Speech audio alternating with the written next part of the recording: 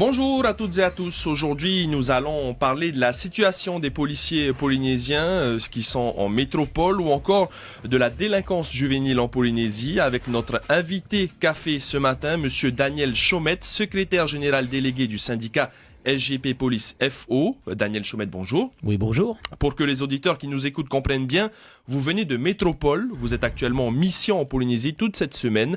Vous avez rencontré notamment le haut-commissaire René Bidal ce lundi. Il a été question du retour en Polynésie des fonctionnaires de police rapidement. Daniel Chaumette, aujourd'hui, qu'est-ce qui bloque le retour des policiers polynésiens au Fénois ?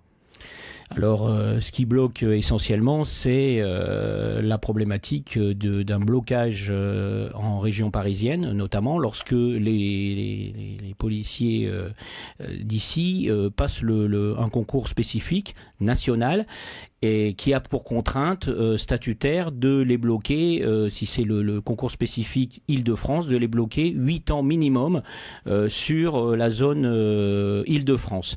Alors, on a engagé précédemment tout un tas de recours, de questions à l'Assemblée nationale avec l'appui du député Gomes de Nouvelle-Calédonie pour faire en sorte que cette période de 8 ans soit réduite considérablement aux environs de 4 ou 5 ans. Ça nous semble quelque chose de raisonnable, laissant le temps à nos collègues policiers originaires de prendre de l'expérience en région parisienne. C'est vrai qu'on a toutes les thématiques de la police, de se confronter à des choses qu'ils ne verront jamais ici, je l'espère, mais après de revenir le plus vite possible ici pour être efficace, connaissant les us et coutumes évidemment et la topographie.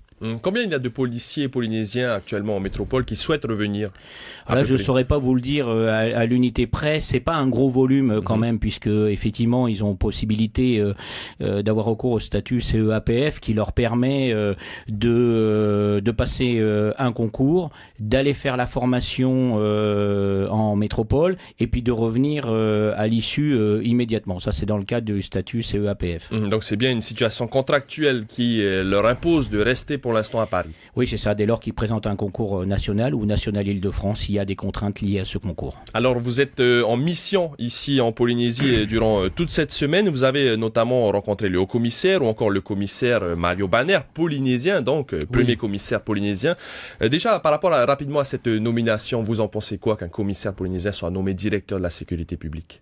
Bon, écoutez, vu de l'extérieur, ça nous pose absolument aucun problème. Je dirais même qu'en point positif, c'est forcément quelqu'un qui connaît parfaitement ici la région, la problématique de l'île et des îles, je dirais même, et puis qui a un parcours police qui est important. Donc, il a une expérience particulière. J'ai suivi un petit peu son parcours, qui reste malgré tout atypique, puisqu'il était précédemment directeur du port, je crois. Écoutez, nous l'avons rencontré, je pense qu'on a la même vue des choses et puis qu'il saura assurer comme il se doit le dynamisme des policiers et de la sécurité ici sur l'île. Alors justement, au niveau de la police ici en Polynésie, du moins à Tahiti, qu'est-ce que vous en pensez ? Est-ce que les effectifs, par exemple, sont suffisants ? Alors, première chose, d'abord, qu'est-ce que nous constatons ? Évidemment, on ne rencontre pas forcément les mêmes problématiques de délinquance qu'en métropole, par exemple, ou même que sur d'autres territoires ultramarins. Qu'est-ce qui est à constater et qui nous pète à la figure ? C'est la délinquance des jeunes, des très jeunes. Ça, c'est particulièrement inquiétant, mais j'y reviendrai. Ce sont les violences conjugales. Ça aussi, c'est quelque chose, un sujet qui est vraiment très préoccupant. Et puis, bien évidemment, tout ça est lié à la consommation excessive d'alcool et de produits stupéfiants, cannabis, l'ice, et ce ne sont pas les saisies récentes, et notamment les 21 kilos qui ont été saisis ces jours-ci, qui viendront démentir mon propos, mais il y a une escalade en matière de consommation et de stupéfiants, et puis il y a même aussi évidemment la cocaïne. Donc ça, c'est extrêmement inquiétant, et pour le coup, effectivement, en face, il faut réfléchir en matière d'effectifs.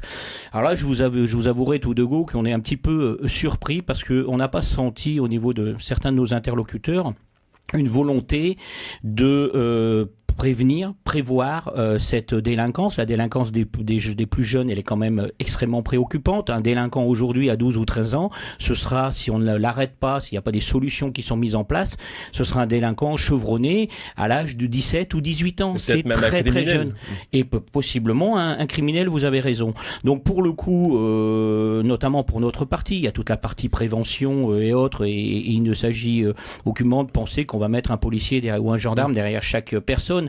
C'est la contribution de tous en matière de sécurité, que ce soit dans le milieu familial, le milieu scolaire, les municipalités, il faut occuper ces jeunes.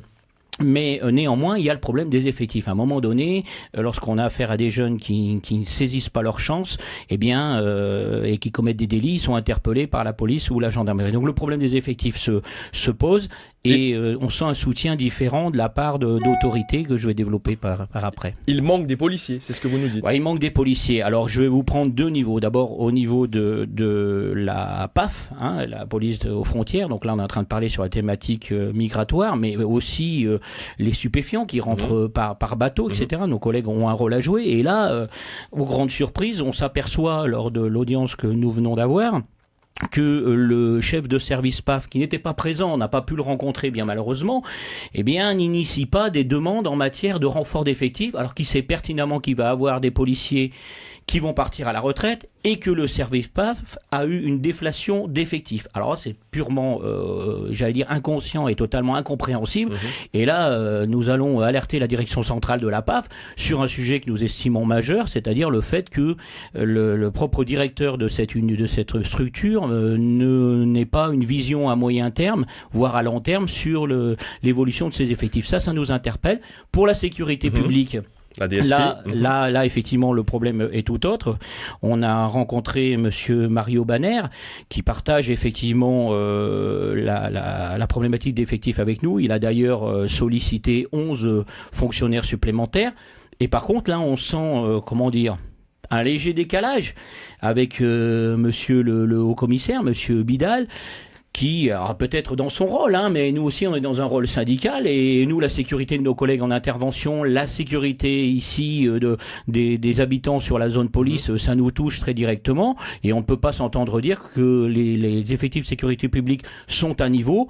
Il y a clairement un manque. La réforme générale des politiques publiques a fait des dégâts ici aussi, et il serait souhaitable que la compagnie d'intervention, la BAC, et les sections roulement notamment, soient renforcées.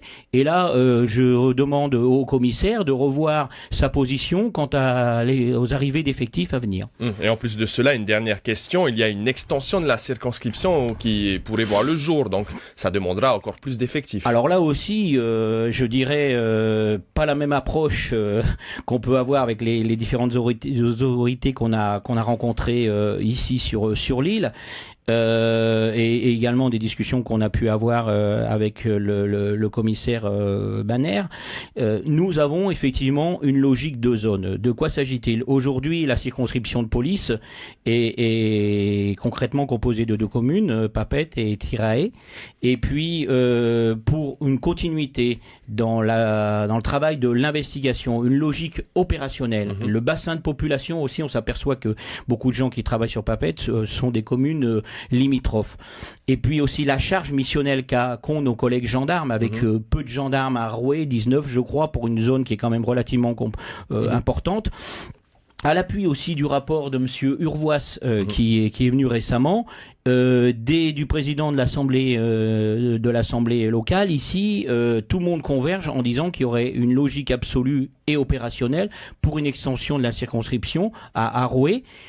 Et AFA, exactement, d'autant que, si mes renseignements sont bons, Aroué a produit une délibérée de conseil municipal en ce sens. FA a initié un dossier, et cette zone devrait être sous périmètre police nationale, et c'est quelque chose sur lequel on devrait avancer. J'invite là aussi le haut-commissaire à réfléchir en ce sens, et non pas à attendre une perspective trop lointaine.